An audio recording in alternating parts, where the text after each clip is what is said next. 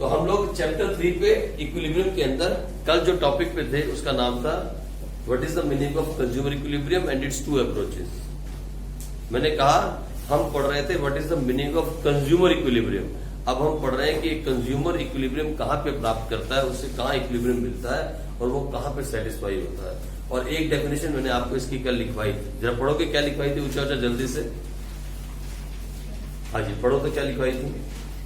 Meaning of consumer equilibrium and its two approaches. Consumer Equilibrium refers to a situation when a consumer gets max satisfaction by spending his limited income on different goods and services, and he does not want to make any change into his current expenditure. देखो simple words में एक consumer अपनी minimum income को खर्च के जहां maximum satisfaction ले रहा है, that is the point of equilibrium. और दूसरी बड़ी बात यह है he does not want to change. अब उसे आप कहो ना यार ये छोड़ दे और ये खाना शुरू कर दे, मैं इस पे खुश हूं, वो चेंज नहीं चाहता। ही does not want a change in the current expenditure, उसे चेंज पसंद नहीं है, उसे बोलते हैं कंज्यूमर इक्विलिब्रियम। ये इसकी एक डेफिनेशन है। एक और लिखो, इसी में लिखो और करके, और ये किसे बोलते हैं, फर्स्ट लॉ ऑफ गॉसिप किसे बोलते हैं, डिमिनिशिंग मार्जिनल यूटिलिटी का दूसरा नाम है, ये इसका सेकंड नेम है। डीएमयू की जगह क्या आ सकता है, फर्स्ट लॉ ऑफ गॉसिप। चलो अब लिखो डिफाइन कंज्यूमर इक्विलिब्रियम, एक और definition. Consumer equilibrium means that allocation of income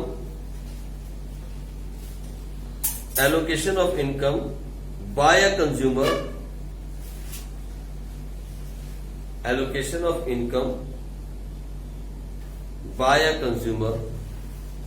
on goods and services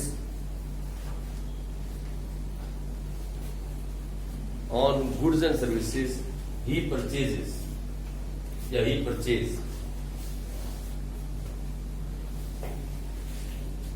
which give him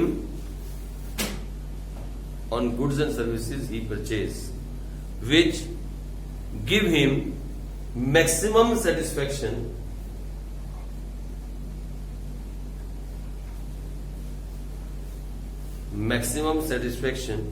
and any alternative allocation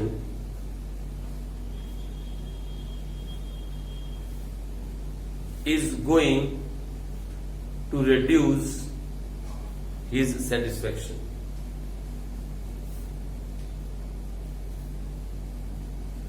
फिर से एक बार पढ़ता हूं दोबारा से, आप भी उम्मीद रख के पढ़ो। is going to reduce his satisfaction। लिखो क्या है, देखो consumers equilibrium means that allocation of income by a consumer on goods and services which gives him maximum satisfaction.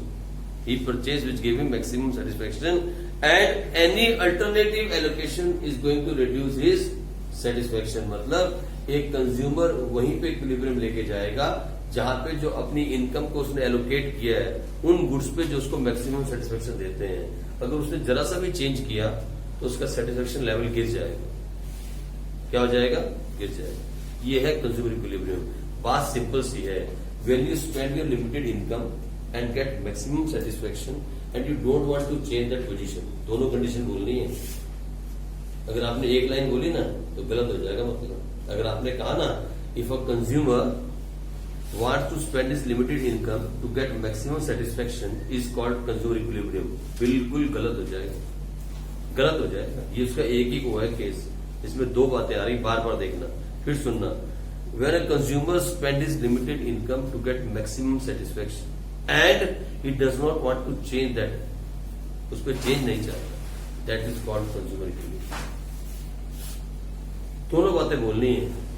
When the consumer spends his limited income to get maximum satisfaction, fine, and secondly he does not want a change, उसमें कोई change नहीं करना चाहता। इसमें in his current expenditure, वो अपने expenditure को बदलना नहीं चाहता या एलोकेशन को बदलना नहीं चाहता, तब होगा कंज्यूमर इक्विलिब्रियम। तो इसकी दो स्टेट्स हो गई। अगर आपने एक आंसर दिया तो गलत हो जाएगा। दोनों बातें लिखनी जरूरी है इसकी डेफिनेशन के अंदर। कौन सी दो बातें बताओगे? कौन सी दो बातें? कौन सी दो बातें? कंज्यूमर इक्विलिब्रियम में कौन सी दो बातें लिखनी जरूरी है? बोल, अभी तो बताया मैंने। कौन सी दो बातें? नमन बता, कौन सी दो बातें? सर ये कि अगर वो अपने गुड से शिफ्ट होता है हाँ। तो उसकी जो है सेटिस्फेक्शन कम हो जाएगी। और अगर वो दूसरी मेरे ख्याल से कि अगर उसी पे रहता है तो कम नहीं होती। हाँ जी। कौन सी दो बातें? डेफिनेशन में कौन सी इंपॉर्टेंट दो बातें होनी जरूरी हैं? कौन सी दो कंडीशंस?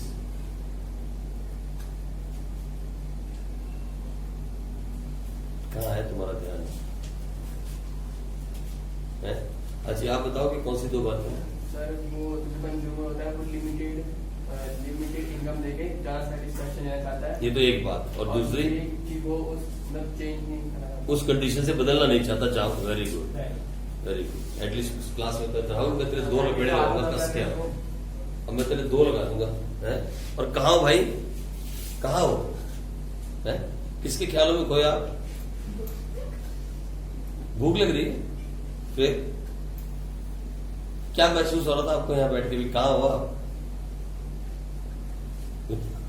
जैसा कि प्लेन में बैठे और प्लेन उड़ने वाला है, वो तो नहीं सोच रहे थे आप। कुछ लोग ऐसा सोच रहे होते हैं कि मैं प्लेन में और प्लेन उड़ने वाला है। पता है मुझे एक चीज से बहुत डर लगता है, एक चीज से, जहाज में सफर करने से सबसे ज्यादा डर मुझे उस चीज से लगता है।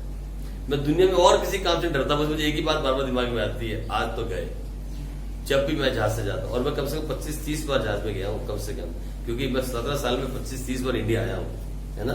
और वो भी कितना बड़ा सफर करके, पहले वहां से दुबई, फिर दुबई से इंडिया, है ना। मतलब आप देखो 12-13 घंटे का सफर होता था बाहर से। 25-30 बार मैं जहाज में बैठा हूँ, लेकिन मुझे हर बार, पहली बार डर लगा माना, 2 बार लगा माना, लेकिन 25 के 25 बार जितनी बार गया। और मैं भगवान का बहुत शुक्रगुजार हूँ कि मैं इंडिया में रह रहा हूँ, मुझे जाना नहीं पड़ रहा वापस।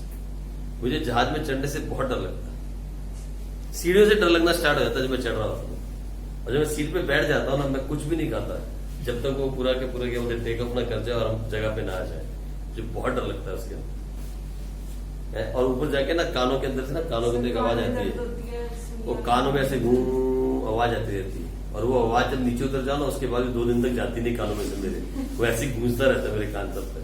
ये बहुत खतरनाक सा लगता है, ये बहुत खतरनाक एक्सपीरियंस है। अगर कुछ भी हुआ, मान लो जहाज वाले ने ब्रेक ही लगा दी गलती से, मान लो जहाज ने ब्रेक लगा दी रास्ते में, हवा में उड़ रहा और ब्रेक लगा दी गलती से, एज्यूम कर रहे हैं, मान लो ब्रेक लगा दी, फिर क्या होगा? ब्रेक नहीं सर, वो आता है टर्बुलेंस। क्या आते हैं? टर्बुलेंस। वो क्या है? नहीं, झटके तो आते हैं जब बादलों को क्रॉस करते हैं तब, ऊपर नहीं आते हैं।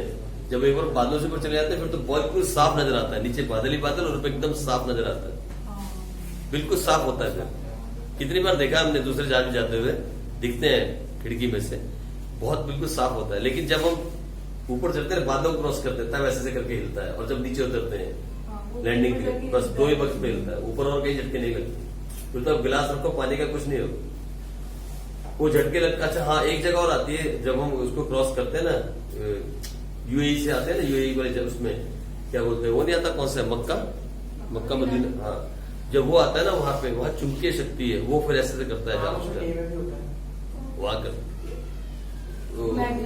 मैग्नेटिक पावर है, वहां है, वहां थोड़ा सा ऐसा लगता है। कुछ ऐसी पहाड़ियां आती हैं जिनके ऊपर से जब जहाज निकलता है तो वहां मैग्नेटिक पावर है, वहां पे ऐसे हिलता है वो, बाकी कहीं नहीं हिलता। तो आप ऐसा महसूस तो नहीं कर रहे कि आप जहाज में बैठे और अभी उड़ने वाले हैं, तो फिर बोला करो यार, ये तो किसने कितना आंसर दिया। 2 कंडीशंस हैं कंज्यूमर इक्विलिब्रियम के लिए, 2 बातें दिमाग में रखनी है। एक, वो अपनी लिमिटेड इनकम में मैक्सिमम सेटिस्फेक्शन पाना चाहेगा, तभी उसको इक्विलिब्रियम मिलेगा, पहली कंडीशन। और दूसरी, he does not want to change that condition, वो उसको बदलना नहीं चाहता। वो जिस चीज पे खर्चा कर रहा है और जो खा रहा है बस वही कंज्यूम करना चाहता है, he doesn't want to change the expenditure, उससे बदलना नहीं चाहता। ये 2 बातें, ठीक है जी, यही डेफिनेशन है। इसी डेफिनेशन को हमने लिखा किसमें? Consumer equilibrium. बोलो, ये लिखा ना, यही बात हमने लिखी है, ठीक है। आओ आगे चले। मैंने कहा इसकी 2 अप्रोच होती हैं। कौन सी 2 अप्रोच? कौन कौन सी है? सिंगल कमोडिटी अप्रोच है टू कॉमोडिटी। सिंगल कॉमोडिटी में हम पढ़ रहे थे पिज्जा के बारे में, हमने पिज्जा के बारे में अच्छे से पढ़ा था, डीएमयू लग गया था, आपने देखा था पिज्जा की हमने सारी स्टोरी पढ़ी। तो आओ अब करें हम सिंगल कॉमोडिटी अप्रोच। सिंगल, ऐसा ही पेपर में बिल्कुल लिखना है जैसे मैंने आपको लिखवाया, बिल्कुल सेम।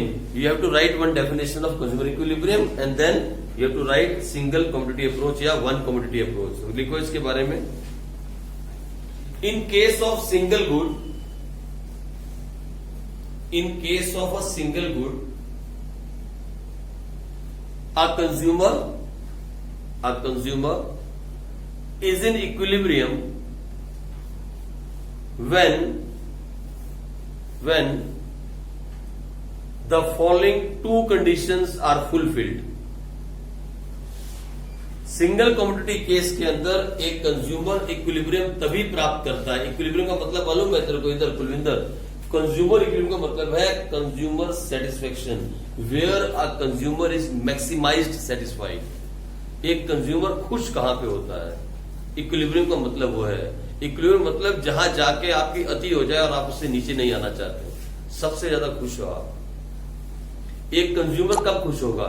जब थोड़े से थोड़े पैसे में उसे ज्यादा से ज्यादा सामान मिलेगा, तभी खुश होगा। और कहां खुश हो सकता है? एक कंज्यूमर को क्या चाहिए कि मैं जेब से कम पैसा दूं और बहुत सारा सामान मुझे मिल जाए, वही तो कंज्यूमर चाहता है। ऐसे ही एक प्रोड्यूसर कब खुश होगा बताओ? एक प्रोड्यूसर कब खुश होगा? हाँ, कंज्यूमर है जब माल ज्यादा बिकेगा। और जब एक प्रोड्यूसर वहां खुश होगा जहां कम से कम कॉस्ट के अंदर उसे मैक्सिमम से मैक्सिमम प्रॉफिट अर्निंग मिल जाए, वहां वो खुश हो। आगे जाके पढ़ेंगे प्रोड्यूसर इक्विलिब्रियम, पढ़ने वाले हम पढ़ने वाले। और एक मार्केट कहां खुश होगा? एक मार्केट कहां खुश होगा? मार्केट जहां दोनों मिलते हैं। मार्केट में कौन दो लोग घूमते हैं? पूरी मार्केट में कौन से दो लोग घूमते हैं? एक कंज्यूमर परचेज करने के लिए और एक प्रोड्यूसर बेचने के लिए। यही दो लोग का मार्केट है ना। किसी मार्केट में चले जाओ, सदर में चला जा, बर्तन बाजार में चला जा, भिंडी बाजार में चला जा, सब्जी बाजार में चला जा, अनाज मार्केट मतलब कहीं भी चला जा, कहीं भी दो ही लोग मिलेंगे, एक बेचने वाला, दूसरा खरीदने वाला। हाँ, चोरी करने वाले भी आते हैं, लेकिन उनको हम कंज्यूमर प्रोड्यूसर नहीं मानते, वो इकोनॉमिक्स में नहीं है। कुछ घूमने भी आते हैं गेड़ी मारने के लिए, चल गेड़ी मार के आए, वो वाले भी नहीं। दो ही लोग मार्केट में है, कंज्यूमर प्रोड्यूसर। तो एक मार्केट कहां खुश होगा? जहां पे डिमांड और सप्लाई आपस में मिल जाए। जहां ये दोनों मार्केट में खुशी कब आती है? माल बेचने वाला बेच रहा है और खरीदने वाला खरीद रहा है, मार्केट खुश है। मार्केट के अंदर माल पड़ा है, खरीदार नहीं। अभी कोरोना में क्या हुआ? दुकानों में सामान पड़ा था, दुकानें बंद थी, ना कोई खरीदार ना कोई बेचने वाला, मार्केट खुश था ना। हालात क्या थे लोगों के? लोग मर रहे थे, आत्महत्या कर दी लोगों ने, लटक गए लोग। क्यों? क्योंकि बिजनेस तो चल नहीं रहा। तो मार्केट में खुशी कब आती है? When a market get equilibrium where demand and supply match, जहां दोनों मिल जाते हैं। सिंपल है। और ये पूरी इकोनॉमिक्स के अंदर तीन ही तो इक्विलिब्रियम पढ़ने हैं, कंज्यूमर, प्रोड्यूसर और मार्केट। कंज्यूमर अभी पढ़ रहे हो। एक कंज्यूमर कब खुश होगा? जब उसे कम से कम पैसा खर्च के ज्यादा से ज्यादा सामान मिल जाए, वो बहुत खुश है भाई, बहुत खुश है। 1000 रुपए में अगर आपको कोई तीनों सब्जेक्ट पढ़ा देगा तो आप बहुत खुश हो जाओगे। यार अकाउंट भी पढ़ा दिया, इकोनॉमिक्स भी पढ़ा दी, पीएचडी पढ़ा दी, अभी आपको ज्यादा पैसे खर्चने पड़ रहे हैं, है ना। 1000 क्या बोला? समझ में आई? तो कम से कम पैसा खर्च के अगर आपको ज्यादा से ज्यादा हाँ, लेकिन सेटिस्फेक्शन की बात है, यस सर। सिर्फ पढ़ने की बात नहीं है। The thing is how much you are satisfied. Means if you spend less and get maximum satisfaction, then you are very happy and you are a consumer. Then you are very happy, right? तो इस तरीके से हम इसी को पढ़ रहे हैं। और लेकिन इसकी दो अप्रोच हैं, सिंगल कमोडिटी अप्रोच और डबल कमोडिटी अप्रोच। इसको हम पढ़ रहे हैं सिंगल कमोडिटी अप्रोच। बीच में अलर्ट रहो, क्लास में अलर्ट रहो, क्वेश्चंस पुट करते रहो ताकि आपको समझ में आता रहे, ठीक है जी। इसमें पीछे नहीं जाओ। जो ऑलरेडी अकाउंट्स में पीछे है उसके लिए मैंने आपको कितनी बार कहा, टाइम निकालो, टाइम निकालो, मेरे पास आना स्टार्ट करो। जो बच्चे अकाउंट्स में पीछे रह गए हैं वो 12 बजे आ सकते हैं। कभी कभी 12, कभी कोई 12:15 से लेके 1 बजे तक का मैं टाइम देता हूँ 11th क्लास वालों को, अभी 12th क्लास वालों को, फॉर डाउट क्लियरेंस। और कभी कभी ऐसा होता है कि एक ही डाउट होता है और मैं 40 मिनट बैठा रहता हूं। उस वक्त पे आप आ सकते हो मैसेज डाल के कि सर मैं आ जाऊं, मुझे डाउट है, मैं आपके डाउट क्लियर कर सकता हूं पिछले वाले रोज के on a daily basis, accounts के भी इकोनॉमिक्स के भी। ये फैसिलिटी सिर्फ यहीं पे है जो मैं आपको देता हूं हर बच्चे को। पूरा साल 12वीं क्लास के बच्चों को मैं 1 घंटा फ्री देता हूं, पूरा एक साल 365 दिन। फर्स्ट डे से मैंने डाउट क्लास लगाई 12वीं क्लास की, कोई आए या ना आए मैं यहां जरूर बैठता हूं। बच्चे आते हैं, कभी कभी एक डाउट लेके आते हैं, कभी कभी 10 डाउट भी होते हैं। जिस दिन ज्यादा डाउट होंगे मैं आपको मना कर दूंगा, आप मुझसे पूछ सकते हैं सर मेरा डाउट आ रहा है अकाउंट्स में, आ जाओ क्या, मैं आपको क्लियर करवा सकता हूं। आधे घंटे के लिए अगर आप आ गए और 4 डाउट्स लेकर चले गए तो आपका दिन बन गया। आप भी ठीक है जी, जो आसपास के बच्चे हैं वो आ सकते हैं, ठीक है।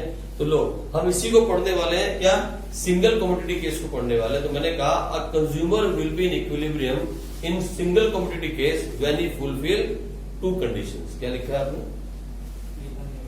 क्या लिखा है? When the following 2 conditions are fulfilled, लिखो when the following 2 conditions are fulfilled। जब 2 कंडीशन फुलफिल हो जाएंगी तब एक कंज्यूमर जो है वो क्या हो जाएगा, इक्विलिब्रियम में आ जाएगा। कौन सी 2 कंडीशन? नंबर 1 नेसेसरी कंडीशन, देखना स्पेलिंग ठीक है, NECC आएगा, NECCE में, ठीक है। नेसेसरी कंडीशन, जो क्या बोलेंगे इसको, नेसेसरी कंडीशन। और दूसरी लिखो आप फटाफट, sufficient condition.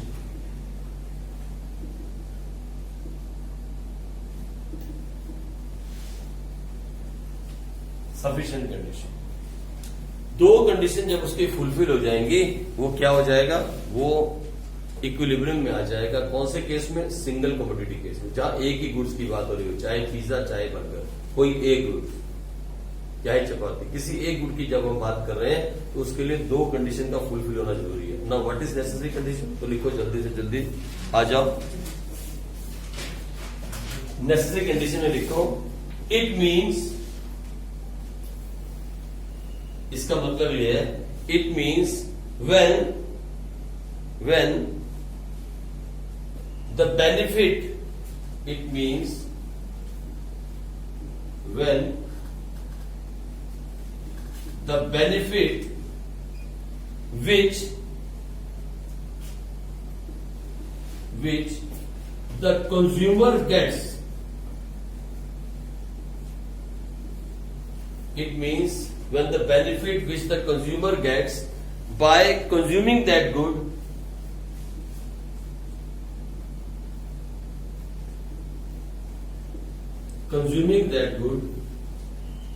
is equal to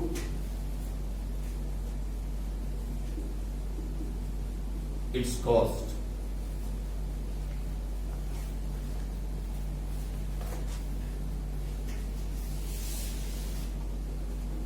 means अगर सिंपल वर्ड में इसको कहा जाए, इस पूरी लाइन को लिखा जाए तो हम कह सकते हैं marginal utility of good x is equal to price of good x.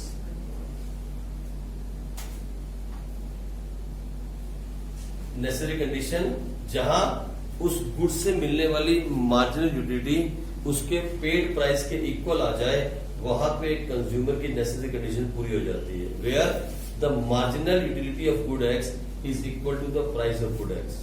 जब ऐसा हो जाए हम बोलते हैं तो 1 कंडीशन इज फुलफिल्ड। यानी जितना पैसा आपने एक सामान के लिए दिया और आपको लगता है कि उतनी सेटिस्फेक्शन आपको मिल गई, अगर वो दोनों आपस में इक्वल आ जाएं तो फिर हम उसे बोलते हैं नेसेसरी कंडीशन पूरी हो गई। जैसे मैंने आपको एग्जांपल दिया था जीन्स का, आप दुकान के बाहर खड़े होकर जीन्स को देख रहे थे और आपको जीन्स बहुत पसंद आई और आपकी जेब में कितने पैसे थे? 1000। जैसे ही आप दुकान के अंदर घुसे और आपने पूछा भैया जीन्स कितने की है, उसने कहा 1000। मीन्स आपके हिसाब से अगर 1000 की होती तो बहुत अच्छी थी। फीलिंग है ना, सेटिस्फेक्शन क्या है? फीलिंग ही तो है। आपके हिसाब से अगर जीन्स 1000 की होती तो बहुत अच्छी थी और कितने की निकली? 1000 की। Means the marginal utility of jeans is equal to the price of jeans. आई बात समझ में?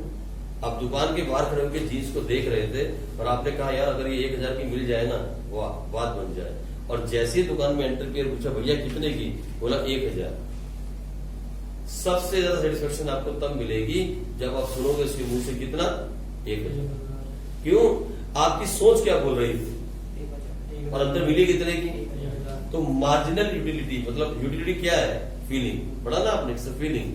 Your feeling was 1000 and the price is also 1000, you are fully satisfied और आप तुरंत उसको बाय कर लोगे। 1 सेकंड से कम में आप उसको बाय कर लोगे, नेगोशिएट भी नहीं करोगे, मोल भाव भी नहीं करोगे, क्योंकि आपकी सोच ने कहा अगर ये 1000 की मिल जाए, ऐसी जींसें टंगी होती है ना, अगर 1000 की जींस मिल जाए तो बात बन जाए, और अंदर जाते कितने की मिली, 1000। आप मोल भाव भी नहीं करते। Means the marginal utility of that jeans is equal to the price of that jeans. X को हम जीन्स मान लें, अब एक्स की जगह पे क्या लिखें,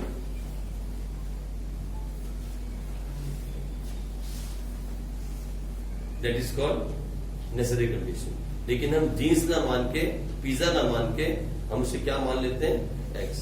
इसलिए हम यहां पे क्या लिख देते हैं, M U X is equal to P X, where the marginal utility of that product is equal to the price of that product, there the necessary condition is fulfilled. इसका यही मतलब जो आपने यहां लिखा, ये लिखा, it means when the benefit जो आपको वहां से मिल रहा है, which the consumer gets by consuming that good is equal to its cost। आपकी सोच थी 1000 रुपया और अंदर से कॉस्ट कितनी आई, 1000 रुपया, बस आप सेटिस्फाई हो गए। ऐसे मौकों पे तो आप आगे जाके नेगोशिएट भी नहीं करते, भैया 800 की लगा लो, भैया 900, क्योंकि आप सोच के चढ़े थे दुकान में 1000 की हुई तो बेस्ट है और 1000 की आप लेके चले गए। ये पहली कंडीशन। दूसरी सफिशिएंट कंडीशन लिखो, वो क्या होती है, जल्दी से। Total gain falls as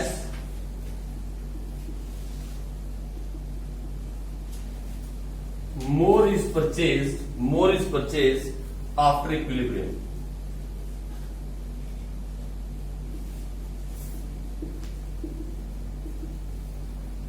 Total gain falls as more is purchased after equilibrium। It can be further explained, या लिख लो, it is further explained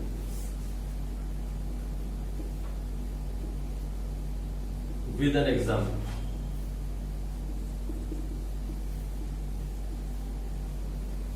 fine, with an example. मैं आपको एग्जाम्पल देके समझाता हूँ, बस इतनी सी लाइन लिखो, फिर मैं एग्जाम्पल देता हूँ, टाइम है हमारे पास, मैं एग्जाम्पल बनाता हूँ। हो गया, अब मैं इसको एग्जाम्पल में समझाता हूँ काम होता कैसे। देखो आप लिख लिया आपने, ये समझ में आ गया क्या था, ये तो समझा दिया, ये समझ में नहीं आया, पर लिख तो लिया ना, लिख तो आपने लिया। क्या लिखा, total gain falls as more is purchase after equilibrium. ये लाइन लिख लिया आपने, और उसको एग्जाम्पल में समझते हैं। अब देखो आप इसे हटाओ, आप भी मेरे साथ साथ बनाओ, मैं आपको पूरा समझाता हूँ ये अप्रोच है क्या। एक एग्जाम्पल के साथ अगर आपको समझ आ गई तो आ गई, नहीं आई तो फिर आपकी गलती। लो लिखो, यूनिट कंज्यूम्ड।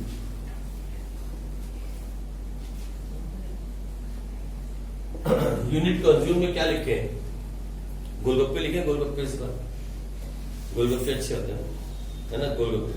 लोग हमारी यूनिट जो है वो क्या है, इस वक्त हम क्या खा रहे हैं, गोलगप्पे लिखे। क्या तू क्या खाती है, गोलगप्पे पसंद है तेरे को? गोलगप्पे पसंद नहीं, इंसान तो है तू।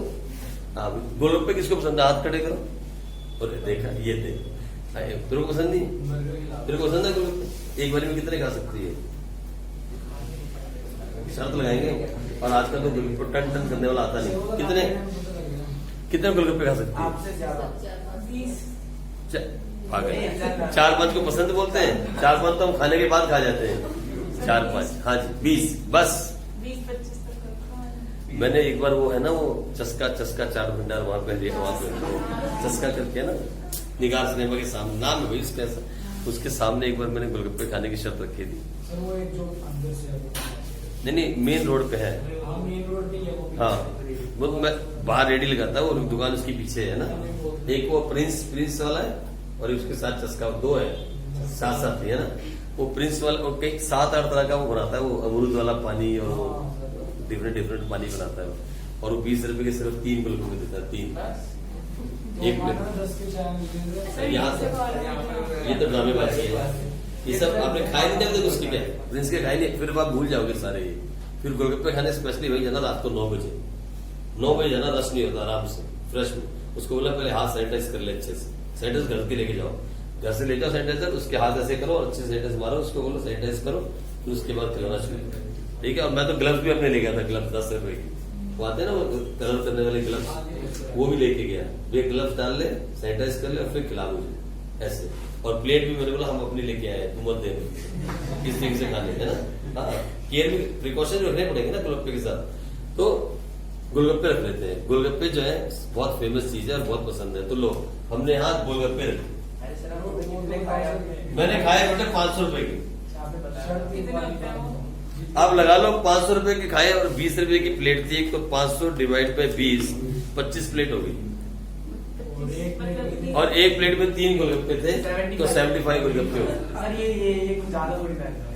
ज्यादा नहीं। बस पैसे ज्यादा आगे दिखा दे। तो मतलब कुछ ऐसे इतना बड़ा गोलगप्पा है उसका एक। डिस्काउंट वगैरह कुछ मिला? सर पैसे दे देना खाने। नहीं हाँ, डिस्काउंट, चल मैं तुम्हारे मेरे साथ चलो, मैं खिलाता हूँ। अगर तुम सुन लो मेरी बात सुनो, अगर तुम 200 रुपए के गोलगप्पे खा गए तो मेरी तरफ से 500 के और फ्री। चलो लड़कियों के लिए, लड़कियों के लिए, लड़कों के लिए, लड़कों के लिए 500, ठीक है। अगर आप 500 के गोलगप्पे खा गए और नहीं खाए तो डबल देने पड़ेंगे वापस, ये भी शर्त। चलो ठीक है, अब लग गई शर्त, लग गई। जिसको चलना बता देना, हम रात को 9 बजे चलेंगे, कार में चलेंगे, प्रॉब्लम नहीं है, गोलगप्पे खा के आएंगे। स्पेशल गोलगप्पे खाने जाता हूँ मैं, ठीक है, जब भी जाना हो। लेकिन उसके बाद अंधेरा होता, दिखता नहीं ना किसी को, नहीं तो कुछ मिल जाए, अरे सर आप यहाँ गोलगप्पे खा रहे, इसलिए जो है आराम से रात को जाओ, ठीक है, आ जाओ, ये लो। तो यूनिट कौन सी हमारी गोलगप्पे है, ठीक है। मैं आपको बताता हूँ सेटिस्फेक्शन कैसे मिलती है। Let me explain you satisfaction level. हमने गोलगप्पे खाए कैसे, ये देखो 1 2 3 और 4, फाइन। और एक गोलगप्पा कितने का है? 10 रुपए का। मान लेते, एज्यूम कर रहे हैं, एग्जाम्पल है ना। हमने एज्यूम किया इसका मार्केट प्राइस क्या है, मार्केट प्राइस गोलगप्पा 10 का है, ठीक है, ऐसा एज्यूम कर रहे हैं। आप कुछ भी रख सकते हो, अगर गोलगप्पे पसंद नहीं तो कुछ भी रखो। मैं आपको बताना वाला हूं कि कौन से गोलगप्पे को जाके आप सेटिस्फाई होने वाले हैं। कहां आपको सेटिस्फाई, आपको लगेगा वाह नजारे आ गए हैं, ऐसा कहां लगेगा बताता हूं, ठीक है। तो मार्केट प्राइस जो इस गोलगप्पे का है, ये एजम्पशन है भाई, एज्यूम है, हमने एज्यूम किया। और ये भी हमारी एजम्पशन है कि हम गोलगप्पे खा रहे हैं, ऐसा कुछ नहीं है। आप कुछ भी खा सकते, पिज्जा भी खा सकते, मर्जी। आप पिज्जा का प्राइस 100 रुपए रखो तब भी एग्जाम्पल बन जाएगा, ठीक है। तो लो, उसके बाद देखो हमारे पास जो टीयू है, टीयू टोटल यूनिट, ये भी एजम्पशन है। पहले गोलगप्पे से हमें मिली, पहले गोलगप्पे से 15, दूसरे से 28, तीसरे से 38 और चौथे से 44। इतने यूटिल्स हमें क्या मिल रही है, satisfaction. That much we are getting satisfied, satisfaction है। ये है टीयू इन यूटिल्स। लो जी, पहले गोलगप्पे को खाया तो 15 यूटिल हमको क्या मिली, सेटिस्फेक्शन। दूसरे गोलगप्पे को खाया तो हमें मिली 28, तीसरे को 38 और चौथे को, आप एक बात देख रहे हो, TU is increasing but decreasing rate. देखा आपने, TU is increasing but decreasing rate. ये बात को समझ के रखना दिमाग में। जब कभी भी आप कोई टीयू की फिगर बनाओगे ना, हमेशा एक बात दिमाग में रखना, 15 से 28 में कितने का फर्क है, 13, और 28 से 38 में, और 38 से 44 में। TU is increasing but always on decreasing rate. आप कुछ भी एग्जाम्पल बना सकते हो अपने घर में भी। मैंने कहा था घर जाओगे जब नाश्ता करोगे तो आज बनाना लॉ ऑफ डीएमयू। किसने किसने किया, सब भूल गए, यहां से बाहर निकल के भूल जाते हैं। जब खाना खाने बैठे थे, एक पेपर साथ में रखना था और एक पेन रखना था और लिखना था, पहली चपाती का 4 यूटिल, दूसरी का इतने, इतना ही तो करना था। किया आपने, घर वालों को समझाया क्या होता है ये, तो खाने में चाहिए। कभी घर वालों को समझाया आपने यूटिल्स क्या होता है, सेटिस्फेक्शन क्या होती है, बताना चाहिए था आपको। अभी मैं चपाती खा रही हूँ ना, मुझे इतनी सेटिस्फेक्शन मिल रही है, इतनी 4 यूटिल्स है। Very good. तो आ जाओ, ये लो, इधर देखो, सुनो गौर से, ये हमारी टीयू है, ये भी एजम्पशन है। आप कुछ भी ले सकते हो, लेकिन always keep in mind that TU is increasing at decreasing rate. You can make your own example, अपने आप से बना सकते हो। अब एमयू निकालो जल्दी से, आप आ जाओ, निकालो एमयू। एमयू आप निकाल दोगे ना, एमयू इन यूटिल्स। हाँ, पहले वाले से कितनी मिल रही है, 15, दूसरे वाले से, चौथे वाले से, फिर ये देख रहे हो, सुनो मेरी बात, इधर देखना, अभी देखना मैं ला रहा हूं आपको सही जगह पे लेके आने वाला हूं, ठीक है। ये हमारे पास एमयू आ गई, फिर मार्केट प्राइस आ गया। अच्छा, टोटल एक्सपेंडिचर लिख लो, टोटल एक्सपेंडिचर, टोटल एक्सपेंडिचर यहां पे कितना हो गया पहली बारी में 10, 2 पे कितना हो गया 20, 3 पे कितना हो गया 30 और 4 पे कितना हो गया 40। टोटल खर्चा 4 ग्रुप के खाए ना, एक एक 10-10 रुपए की, तो कितना खर्चा हो गया टोटल 40 रुपए। नॉर्मल बातें हैं। फिर लिखो गेन, गेन निकालो। गेन में समझते हो प्रॉफिट, प्रॉफिट कितना हुआ, तो टीयू माइनस टीई कर लो, total utility minus total expenditure, ठीक है जी। देखो तो कितना हुआ पहली बारी में, फर्स्ट वाले में कितना हुआ, जल्दी बताओ तो। टीयू कितना था 15, सेटिस्फेक्शन मिली 15 रुपए, खर्चा कितना हुआ 10 रुपए, तो गेन कितने का हो गया 5 रुपए का। सेटिस्फेक्शन मिली 28 रुपए, क्योंकि हमने कहा 1 यूनिट इज इक्वल टू 1 रुपी, पहले कहा था। सेटिस्फेक्शन मिली 28 रुपए, खर्चा कितना हुआ 20 रुपए, तो गेन कितने का हो गया 8 रुपए। तीसरे वाले में सेटिस्फेक्शन कितने की थी 38 रुपए, और एक्सपेंडिचर कितना हुआ 30 रुपए, तो कितना आ गया 8 रुपए। और इस वाले में सेटिस्फेक्शन कितनी थी 44 रुपए, और उसके बाद गेन कितने का हुआ 40 रुपए, तो कितना आ गया 5, 8, 8, 4। मैं समझाता हूं आपको बात। अब चलो पॉइंट नंबर 1 पे जाओ, दोबारा से जाओ, पीछे जाओ, जहां लिखा था, जहां लिखा था ये दोनों केस, नेसेसरी कंडीशन पढ़ो, पढ़ो नेसेसरी कंडीशन, जल्दी पढ़ो। हाँ, It means when the benefit which the consumer gets by consuming that good is equal to its cost. No is equal to its cost, और नीचे फॉर्मूले में क्या लिखा है, Means marginal utility of good is equal to price of good. मुझे बताओ, मुझे बताना कौन से गोलगप्पे पे जाके आपको मैक्सिमम सेटिस्फेक्शन मिलेगी, जल्दी बताओ। उस लाइन को पढ़ो और इस डायग्राम को देखो, शेड्यूल को बताओ कौन से नंबर पे जाके आपको मैक्सिमम सेटिस्फेक्शन मिलेगी, where you are going to be satisfied, maximum satisfied, कौन से नंबर पे, जल्दी बोलो, पढ़ो ना, फॉर्मूला छोटा सा दिखा है। हाँ, कौन से नंबर पे 4th पे, पढ़ो, दोबारा पढ़ो, पढ़ो पढ़ो जल्दी से, where you will going to get maximum satisfied, जल्दी पढ़ो। नहीं, थर्ड पे। कौन से नंबर पे, Third. नंबर 3 पे। देखो मैंने लिखवाया था वेयर द मैक्सिमम, ये देखो इधर, ये प्राइस कितना है 10.